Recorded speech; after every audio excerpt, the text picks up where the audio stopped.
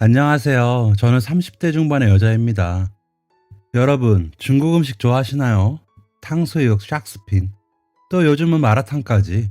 중국 음식은 참 가짓수도 다양하고 맛도 좋은 것 같습니다. 그렇지만 저는 이렇게 화려한 음식들 중에서 어떻게 보면 제일 간단하고 평범한 짜장면을 제일 좋아한답니다. 맛도 맛있지만 짜장면에는 절대 잊지 못할 저의 어린 시절 추억이 담겨 있거든요. 어떤 추억인지 궁금하신가요? 그럼 방금 만든 짜장면처럼 따뜻하고 마라탕보다도 화끈한 저의 이야기. 지금부터 시작해 보겠습니다. 어렸을 때 저희 집은 정말 가난했습니다. 특히 엄청나게 가난한 집을 설명할 때 찢어지게 가난하다 라는 표현을 쓰죠. 그런데 저희 집은 그냥 말로만 그런 게 아니라 정말 찢어지게 가난했습니다.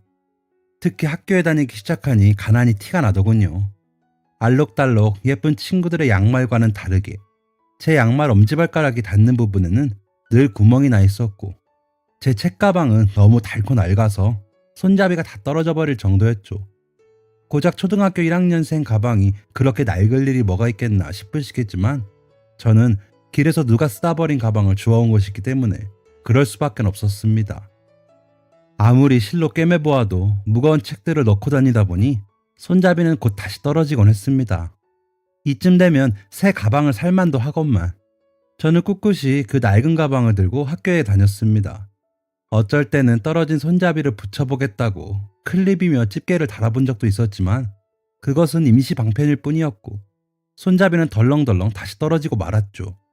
제가 이렇게 지질이 공상을 떤 이유는 저희 집에 정말로 돈이 없었기 때문이었습니다.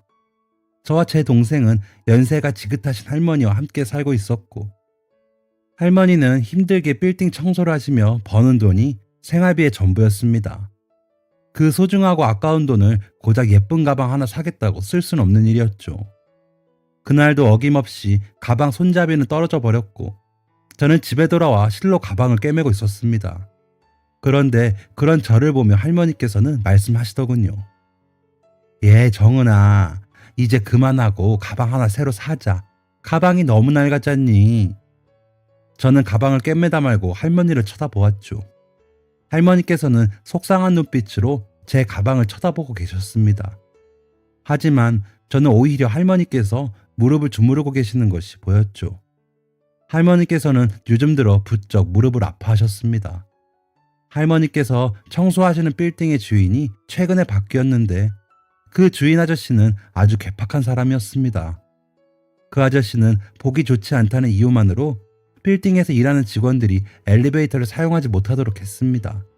그래서 할머니께서는 무거운 청소 도구들을 들고 계단을 오르락 내리락 하셔야만 했고, 그렇게 자주 무릎이 아프셨던 것입니다. 저는 일부러 큰 목소리로 씩씩하게 말했습니다. 새 가방은 무슨, 아직 이렇게 쓸만한데 앞으로 10년은 더 쓸 수 있어. 그러자 할머니께서는 바느질하고 있던 제 가방을 휙 낚아채시더니 말씀하셨습니다. 그러지 말고 이건 이젠 버리고 내일 할머니랑 시장 가서 가방 하나 사자, 응? 저는 할머니에게 가방을 다시 빼앗아 들고는 말했지요. 나 정말 괜찮다니까. 그보다 할머니 무릎이 많이 아파? 아니야. 괜찮아. 아프긴 뭘. 이제 늙어서 그렇지. 저는 애써 아무렇지도 않은 척을 하시는 할머니의 무릎을 주물러드리며 말했습니다. 그 아저씨 정말 나쁜 사람이야. 그렇게나 큰 빌딩을 갖고 있으면서 할머니 엘리베이터 좀 타게 해주면 어디가 덧나나? 가다가 콱 코나 깨져버렸으면 좋겠어. 할머니께서는 씩씩거리는 저를 다독여주시며 말씀하셨습니다. 그러지 마라 정은아, 못 써. 그래도 사장님이 주시는 월급으로 우리 세 식구 먹고 사는 건데 감사히 여겨야지. 그리고 마침 내일 할머니 월급 받는 날이니까 우리 시장 가서 가방 새로 사자. 알겠지? 아이 참, 할머니도 누가 최씨 아니랄까봐. 하여튼 쇠고집이셔. 나 진짜 새 가방 필요 없어요. 가방이 낡았으면 어때? 공부만 잘하면 그만이지. 내가 우리 반 1등이야 1등. 그런데 새 가방이 뭐가 필요해? 그래도 손잡이가 이렇게 자꾸 떨어지면 불편하잖니. 횡단보도라도 건너다가 가방이 바닥에 떨어지면 어떻게 하려고 그래? 괜찮아요. 내가 조심해서 들고 다닐게. 걱정 마요. 나중에 진짜 새 가방 필요하면 그때 할머니한테 말할게. 응? 저는 일부러 할머니를 바라보며 환하게 웃어 보였습니다. 당시 8살 어린이였던 저는 물론 예쁜 새 가방이 가지고 싶었습니다. 당연히 그렇지 왜 안 그렇겠습니까? 같은 반 희선이 계집애가 자랑하듯 뽐내며 들고 다니는 분홍색 가방이 저도 몹시 탐이 났던 것은 사실이었습니다. 하지만 그런 가방 하나를 새로 살 돈이면 저희 세 식구 일주일치 식비에 할머니 한 달치 파스비는 될 텐데 저는 절대로 그런 사치를 부릴 수 없었습니다. 그저 가방을 꿰매고 또 꿰맬 뿐이었죠. 이쯤 되면 도대체 저희 부모님은 뭘 하는 사람들이기에 늙으신 할머니와 어린 자식들을 이렇게 고생시키는 것인지 궁금하시죠? 저희 남매는 제가 6살, 동생이 4살이 되던 무렵부터 부모님 없이 할머니 아래에서 자랐습니다. 그때쯤부터 저희 아빠께서 매일 술에 빠져 지내셨거든요. 술 가져와. 내 말 안 들려? 야, 술 가져오라니까? 그 무렵 저희 집에는 늘 아빠의 고함 소리와 무언가 깨지는 소리가 가득했습니다. 아빠는 원래부터 그런 사람은 아니었습니다. 번듯한 직장도 있었고 가족을 많이 사랑하시던 분이었습니다. 하지만 믿고 보증을 서줬던 친구가 야반 도주를 한 뒤 아빠는 점차 변해가셨습니다. 사채업자들이 시도 때도 없이 집으로 찾아와서 난동을 부리고 의미를 알 수 없었던 빨간 딱지들이 집을 가득 채우자 아빠는 더 이상 우리를 보고 웃어주지 않으셨죠. 그렇게 아빠는 더 이상 일을 하시지도 밖에 나가지도 않으신 채로 쭉 술에 쩔어 살게 되셨습니다. 아빠가 원하시는 것은 오로지 술뿐이었습니다. 그리고 가끔 술에서 깨어나 맨정신이실 때는 세상이 떠나가라 울곤 하셨습니다. 엄마는 그런 아빠를 바라보며 숨죽여 눈물을 삼키셨죠. 그 후로 엄마는 우리 집의 가장이 되셨습니다. 한 폭이 꽃같이 여리여리하던 엄마는 돈만 된다면 무슨 일이든 닥치는 대로 하기 시작하셨죠. 엄마는 대학교까지 나온 사람이었지만 아이가 둘이나 있는 데다가 신용불량자까지 되어서 마땅히 취직할 수 있는 곳이 없었습니다. 그래서 낮에는 식당에 나가서 설거지를 하셨고 저녁에는 대리기사 일을 하셔야만 했죠. 하루 종일 밖에서 일을 해야 했던 엄마는 여름에는 모기에 잔뜩 물렸고 겨울에는 얼음장처럼 차가워진 몸을 이끌고 집에 돌아오시곤 했습니다. 그렇게 엄마는 점점 시들어 가셨습니다. 그러던 어느 날 저는 어쩐지 이상한 기분이 들어서 잠들지 않고 엄마가 돌아오시길 기다리고 있었습니다. 그날도 엄마는 자정이 훨씬 지난 시간에 파리해진 얼굴로 집에 돌아오셨죠. 엄마! 저는 막 현관에 들어서시는 엄마를 불렀죠. 엄마는 아직 자고 있지 않은 저를 보고 깜짝 놀라셨어요. 아이고 우리 딸 아직 안 잤어? 지금 시간이 몇 시인데? 엄마 기다렸지. 히히. 엄마는 그렇게 말하며 품에 안기는 저를 꼭 마주 안아주셨습니다. 왜 그랬어? 졸릴 텐데 얼른 자지 않고. 그냥 엄마가 보고 싶어서. 엄마는 그렇게 대답하는 저를 살피며 조심스럽게 물으셨어요. 혹시 아빠랑 무슨 일 있었니? 저는 고개를 저으면서 대답했습니다. 아니 그런 거 아니야. 그냥 오늘따라 엄마가 보고 싶었어. 엄마는 제 등을 토닥이며 말씀하셨습니다. 우리 정은이 아직도 이렇게 아가인데 엄마가 돈 버느라고 하루 종일 나가 있어서 속상했구나. 엄마가 미안해. 저는 제 마음을 어루만져 주시는 엄마의 따뜻한 말씀에 괜히 코끝이 시큰해졌습니다. 엄마는 훌쩍이는 저를 보시고는 정은아, 내일은 모처럼 엄마 쉬는 날이니까 우리 내일 도시락 싸서 소풍 갈까? 하고 물으셨고 저는 신이 나서 큰 소리로 말했죠. 소풍? 엄마는 제 머리를 쓰다듬어 주시며 그렇게 좋냐고 물으셨고 저는 고개가 떨어질 듯 힘차게 고개를 끄덕였습니다. 너무 좋아. 그런데 우리 어디로 놀러 가? 글쎄 어디로 가면 좋을까? 정은이 어디 가고 싶어?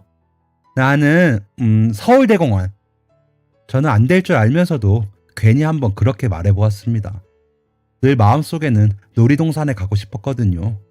그런데 엄마는 선뜻 그러자고 말씀하셨습니다. 그래 그러자. 우리 공주가 원한다는데 그럼 우리 내일 서울대공원에 가자. 저는 눈을 휘둥그렇게 뜨고 말했죠. 정말? 그래. 내일 그럼 엄마 아침 일찍 일어나서 김밥 싸야겠다. 우와, 내일 저녁에 일어나면 깜짝 놀라겠다. 저는 신이 나서 방방 뛰었습니다. 모처럼 행복해하는 저를 보며 엄마 역시 미소 지으셨죠. 그렇게 저희 모녀는 오랜만에 작은 기쁨을 느꼈습니다. 그날 밤 저는 설레서 잠이 오지 않았습니다. 그때까지 저는 놀이공원에 가본 적이 한 번도 없었으니까요. 게다가 엄마와 함께하는 소풍이라니 들뜨지 않을 수가 없었죠. 바이킹이라는 놀이기구는 어떻게 생겼을까? 회전목마는 재미있을까? 퍼레이드도 구경해야지. 저는 놀이공원에 가서 할 일들을 하나하나 떠올려보며 그렇게 행복하게 잠이 들었습니다. 다음날 마주할 비극은 꿈에도 모른 채 말이죠. 여보! 수연아! 시간이 얼마나 지났을까? 저는 갑작스럽게 들리는 아빠의 울부짖는 목소리에 잠에서 깨어났습니다. 아빠는 온 집안이 울리도록 커다랗게 소리치고 계셨어요. 안 돼! 여보 일어나! 정신 좀 차려봐! 제발! 저는 이게 다 무슨 일인가 싶어서 아빠의 목소리가 들리는 화장실 쪽으로 가보았습니다. 그런데 이상하게도 무슨 일이 벌어진 것인지 확인하기도 전에 눈물이 나오기 시작했습니다. 아빠! 아빠는 화장실 바닥에 앉아 엄마를 부둥켜 안고 울고 계셨어요. 그리고 그것은 제가 본 엄마의 마지막 모습이었습니다. 엄마의 사이는 과로사였어요. 밤낮으로 일하던 엄마는 순간적으로 어지러움을 이기지 못하고 화장실 바닥에 쓰러지셨고 머리를 변기에 부딪혀 그대로 세상을 떠나고 말았던 것이었죠. 그날 부엌에는 엄마가 김밥을 만들고 계셨던 흔적이 남아 있었습니다. 그것을 본 저는 너무나 큰 죄책감에 견딜 수 없이 힘들었습니다. 나 때문에 내가 놀이공원에 가자고 해서 엄마가 일찍 일어나셨다가 돌아가신 것만 같아서 눈물이 멈추지 않았습니다. 엄마, 미안해요. 저는 엄마의 장례식장에서 이 말만 되풀이하며 숨죽여 울었습니다. 그렇게 장례식을 치르고 집으로 돌아온 뒤 아빠의 상태는 점점 더 나빠져 갔습니다. 아빠는 하루 종일 정신이 나간 사람처럼 멍하니 누워만 계셨죠. 밥도 먹지 않고 물도 마시지 않고 엄마의 이름만 불렀어요. 그런 아빠를 보다 못한 할머니께서 이 사람아, 언제까지 이럴 거야? 산 사람은 살아야지. 애들 생각은 안 해? 하고 큰 소리도 내셨지만 아무 소용이 없었습니다. 아빠의 멍한 눈에는 생기가 돌아오지 않았죠. 결국 아빠는 병원에 입원을 하게 되었습니다. 의사 선생님은 할머니께 조용히 말씀하셨습니다. 환자분 상태가 안 좋습니다. 게다가 치료도 일절 거부하고 계시니 저희로서는 달리 더 해드릴 것이 없습니다. 아무래도 마음의 준비를 하시는 게. 충격을 받으신 할머니께서는 아이고 선생님, 애들 엄마가 세상을 떠난 지 얼마 안 됩니다. 이 생떼같이 어린 것들한테는 이제 지 아빠밖에 없는데 마음의 준비라니요. 제발 부탁드립니다. 애들 아빠 좀 살려주세요. 이렇게 말하며 눈물 흘리셨습니다. 그런 할머니의 마음도 모르고 그로부터 얼마 뒤 아빠는 오랫동안 이어진 과음과 스트레스, 충격으로 인해 얼마 버티지 못하고 세상을 떠나고 마셨습니다. 아빠의 장례식에서 저는 아빠께 마지막으로 인사를 드렸습니다.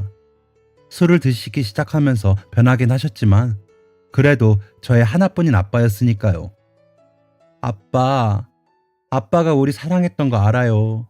아빠도 많이 힘드셨죠? 이제 하늘나라 가서는 아프지 말고 힘들지도 말고 편안하게 지내요. 잘 가요, 아빠. 할머니께서는 상복을 입기에는 아직 너무 어린 나이였던 저를 꼭 안아주셨습니다. 그때부터 저희 남매는 할머니와 함께 살게 되었습니다. 할머니께서는 한순간에 부모를 잃은 저희 남매가 마음 다치는 일 없도록 없는 형편이지만 최선을 다해서 저희를 키워주셨어요. 그런데도 할머니께서는 항상 저희에게 미안해 하셨습니다. 제가 초등학교 입학하던 날 다른 친구들은 다 엄마 아빠 손을 잡고 입학식에 오는데 저만 할머니와 함께 학교를 가는 것이 못내 신경이 쓰이셨는지 할머니께서는 제게 이렇게 말씀하셨습니다. 정은아, 그냥 혼자서 학교에 갈래? 할머니가 차림이 이래서. 저는 그런 할머니의 손을 더 꼭 붙잡으며 말했습니다. 왜? 나 할머니랑 입학식 가서 더 좋은데? 할머니랑 가니까 더 특별한 거지. 그래도 친구들은 엄마 아빠랑 같이 올 텐데 괜찮겠어? 당연하지. 다른 애들 엄마 아빠 10트럭이 와도 나한테는 할머니가 최고야. 얼른 가자. 그렇게 할머니와 저는 손을 꼭 잡고 입학식에 참석했습니다. 그런데 세상 사람들 모두가 저와 생각이 똑같지는 않은 것인지 저는 그날부터 반에서 은근히 따돌림을 받게 되었습니다. 입학식이 끝난 후 교실에 들어와 수업을 받는데 쉬는 시간이 되자 한 무리의 여자애들이 저에게 다가오더군요. 그 중에서도 제일 예쁘게 생긴 공주 같은 한 여자아이가 제게 물었습니다. 얘, 너 엄마 아빠 없니? 예쁜 얼굴과는 다르게 다짜고짜 날카로운 질문을, 아니 공격을 하는 그 애에게 저는 이렇게 되받아쳤습니다. 응, 없어. 그러는 너는 예의가 없니? 그러자 그 애는 크게 당황하더군요. 제가 울기라도 할 것이라고 생각했던 것일까요? 그 애는 말을 더듬으며 다시 말했습니다. 너 선생님한테 다 잃을 거야. 저는 한숨을 한 번 쉰 뒤 그 애에게 말했습니다. 그래, 잘 생각했어. 근데 누구를 잃을 건데? 나를? 아니면 엄마 아빠 없다고 친구를 놀린 너를? 결국 그 애는 울음을 터뜨렸습니다. 그러자 이번에는 옆에 서 있던 다른 여자애들이 저를 공격하더군요.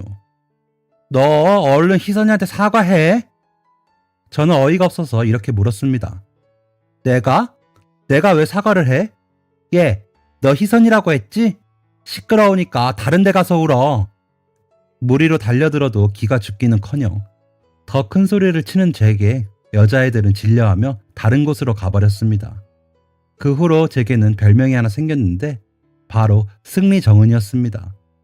재성이 이씨였는데 그 앞에 승자를 넣어 지은 별명이었죠.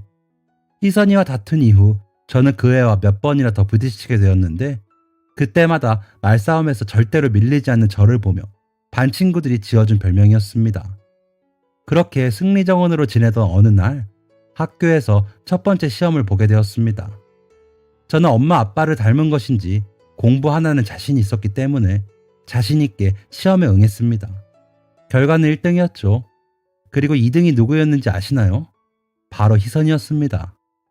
희선이는 동네에서 유명한 부잣집 딸이었는데 저에게 성적으로 밀리자 분을 참지 못하더군요.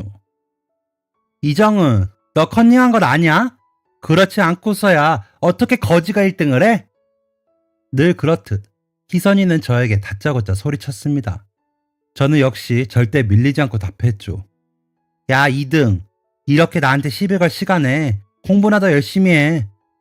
제 말을 들은 희선이는 더욱더 화를 참지 못하고 고래고래 소리를 질러댔습니다.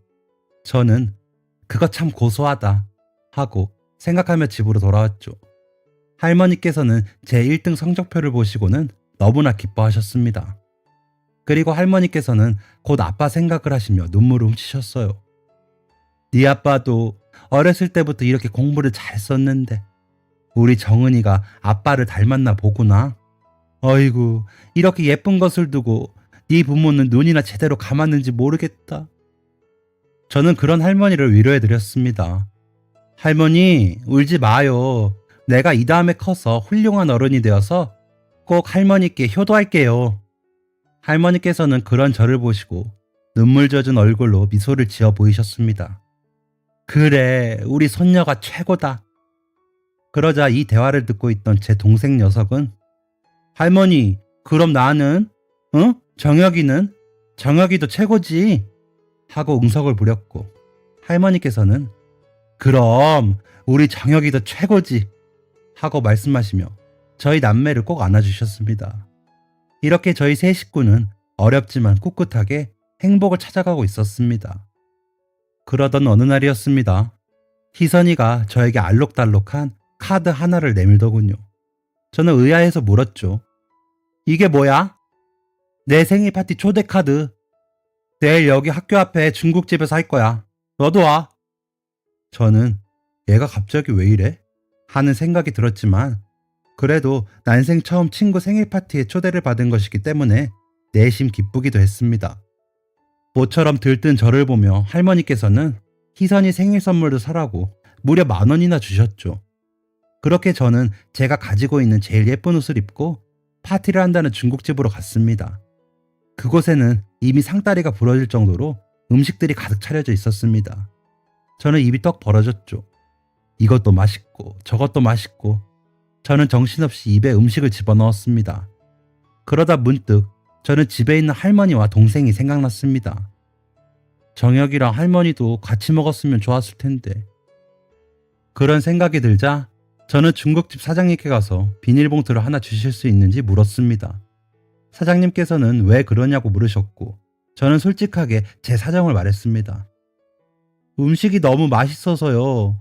동생이랑 할머니께도 조금 가져다 드리고 싶어요. 사장님께서는 인자한 웃음을 지어주시며 비닐봉투 하나를 제게 주셨습니다. 저는 기쁜 마음으로 제 앞에 놓인 음식을 비닐봉투에 담기 시작했죠.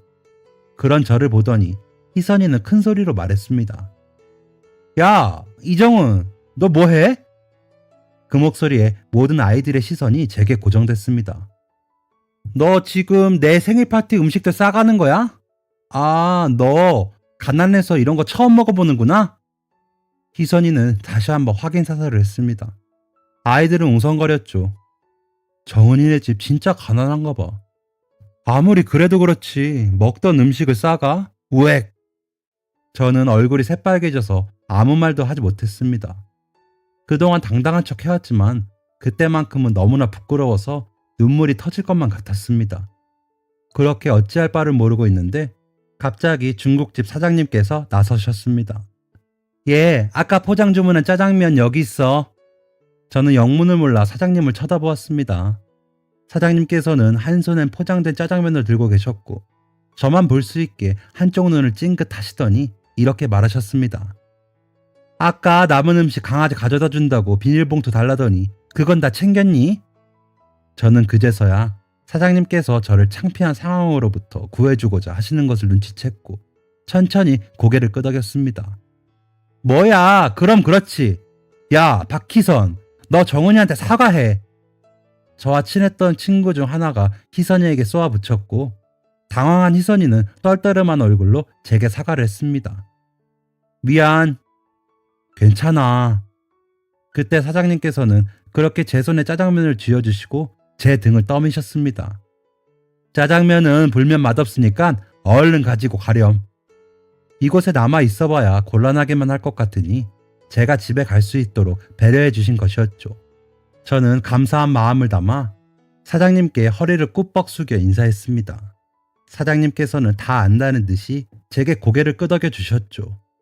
다음날 저는 어제 못한 감사 인사를 제대로 드리기 위해서 중국집에 다시 찾아갔습니다.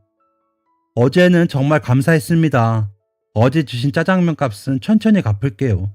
제가 엄마 아빠께서 일찍 돌아가셔서 지금 돈이 없어서. 제 말을 들으신 사장님께서는 저를 보며 웃으시더니 이렇게 말씀하셨습니다. 너 정은이 맞지? 저는 깜짝 놀라서 물었습니다. 저를 아세요? 응, 알지. 아줌마는 네 엄마 고등학생 때 친구야. 너 아기 때 몇 번 봤었는데 그게 이제야 생각이 나지 뭐니. 정말요? 우리 엄마를 아세요? 그럼 잘 알지. 그러니까 앞으로 편하게 와서 짜장면 먹고 가렴. 그리고 이제부터는 이모라고 부르렴. 기막힌 우연이었습니다. 사장님께서는 돌아가신 제 엄마의 친구였던 것이죠. 저는 너무나 신기하고 또 기뻤습니다. 꼭 하늘나라에 계신 엄마가 저를 돕기 위해 만들어주신 상황 같았어요. 그날 이후로 저와 제 동생은 자주 짜장면집에 가서 사장님께 인사를 드렸습니다. 그럴 때마다 사장님께서는 저희 남매에게 짜장면을 만들어 주셨죠. 물론 일절 돈은 받지 않으셨습니다. 나중에 하늘나라 가서 네 엄마한테 받을게. 사장님께서는 늘 이렇게만 말씀하셨습니다. 그렇게 저희 남매는 사장님 덕에 배부르게 식사를 하곤 했답니다. 그러던 어느 날 연로했던 할머니께서 세상을 떠나셨습니다. 할머니께서는 어린 저희 남매만 두고 떠나는 것이 못내 마음이 쓰이셔서 눈물을 흘리다 눈을 감으셨죠. 정은아, 정혁아, 할머니가 끝까지 너희를 지켜주지 못해서 정말 미안하다. 그 말을 끝으로 저희 남매는 할머니와 영영 이별했습니다. 감사하게도 중국집 사장님께서는 할머니의 장례식까지 참석해 주셨습니다. 장례식장에는 저희 반 친구들도 참석했는데 파리해진 제 얼굴을 보며 희선이는 사과를 했습니다. 정은아, 그동안 내가 괴롭힌 거 미안해. 나중에 알고 보니 중국집에서 한 생일 파티에서 있었던 일을 들으신 희선이 부모님께서 희선이를 호되게 혼내셨다고 했습니다. 그리고 얼마 지나지 않아 저희 할머니께서 돌아가셨으니 희선이도 놀랬겠지요. 저는 진심으로 사과하는 희선이를 용서해 주었습니다. 괜찮아. 와줘서 고마워. 그렇게 저와 희선이는 화해를 한 뒤 부둥켜 안고 한바탕 눈물을 흘렸습니다. 그렇게 할머니의 장례를 마치고 집으로 돌아온 저희 남매는 남은 짐을 정리한 뒤 곧 고아원에 가게 되었습니다. 그곳에서 저는 공부에만 매달렸습니다. 제게 남은 것은 이제 동생 하나뿐이었고 어떻게 해서든 동생과 함께 이 상황에서 벗어나고 싶었으니까요. 저는 그 길은 공부밖에 없다고 생각했고 책이 찢어질 때까지 읽고 또 읽고 쓰고 또 쓰며 그렇게 미친 듯이 밤낮으로 공부만 했습니다. 그렇게 열심히 달려온 저는 다행히 장학금을 받아 대학을 다니고 고시까지 합격해 변호사가 될 수 있었습니다. 어렸을 때부터 말싸움에서는 한 번도 져본 적이 없던 제게 딱 맞는 직업이었죠. 제 동생 정혁이 역시 열심히 공부해서 건축가가 되었죠. 어느 정도 자리를 잡은 저희 남매는 할머니의 기일을 맞아 예전에 살던 동네로 가보기로 했습니다. 동네는 모든 것들이 예전 그대로였습니다. 저희는 감회에 젖어 중국집에도 가보기로 했죠. 아직도 그 자리에서 장사를 하고 계실까? 그동안 먹고 살기 바빠서 연락도 제대로 못 드렸는데 서운해하진 않으실까? 저희 남매는 이런 생각을 하며 중국집 쪽으로 걸어갔습니다. 다행히 중국집은 그 자리에 그대로 있었습니다. 반가운 마음에 얼른 문을 열었는데 중국집 내부는 어딘가 이상했습니다. 꼭 어렸을 때 봤던 우리 집처럼 빨간 딱지가 군데군데 붙어있고 집기들도 엉망으로 놓여 있었죠. 저는 너무 놀라서 그 자리에 멈춰버렸습니다. 그리고 얼마 뒤 인기척을 들으신 사장님께서 주방에서 걸어 나오셨습니다. 오늘 장사 안 해요. 그러다가 저희 남매와 눈이 마주치시고는 깜짝 놀라셨습니다. 너 정은이 정혁이구나. 세상에 언제 이렇게 다 자라서 어른이 되었니? 사장님께서는 가게가 이 지경이 되었는데도 저희를 보고 반가워해 주셨습니다. 저희는 무거운 마음으로 물었죠. 이모, 이게 도대체 어떻게 된 거예요? 가게가 왜 이렇게...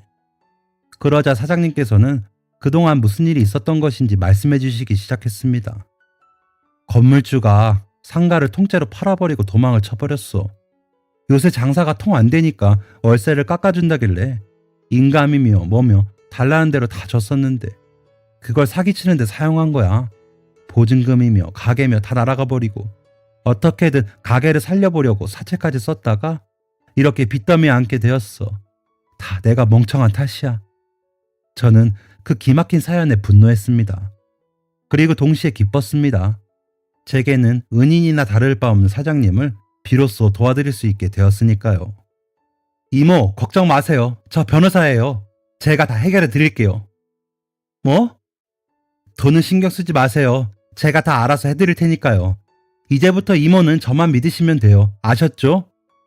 그러자 사장님은 눈물을 뚝뚝 흘리시며 말씀하셨습니다. 안 돼.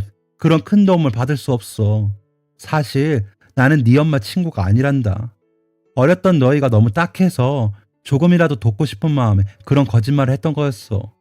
그런데 너희가 엄마 친구라며 나를 너무 좋아해 주니까 그 다음부터는 사실대로 말을 할 수가 없더구나. 미안하다. 저는 사장님을 꼭 안아드리며 말했습니다. 이모, 저희 이미 다 알고 있었어요. 그러자 사장님께서는 깜짝 놀라셨습니다. 뭐? 어떻게? 할머니 돌아가시고 나서 고아원에 가기 전에 집 정리하다가 우연히 엄마 고등학교 때 앨범을 보게 되었거든요. 반가운 마음에 뒤적여봤는데 이모 사진은 없더라고요.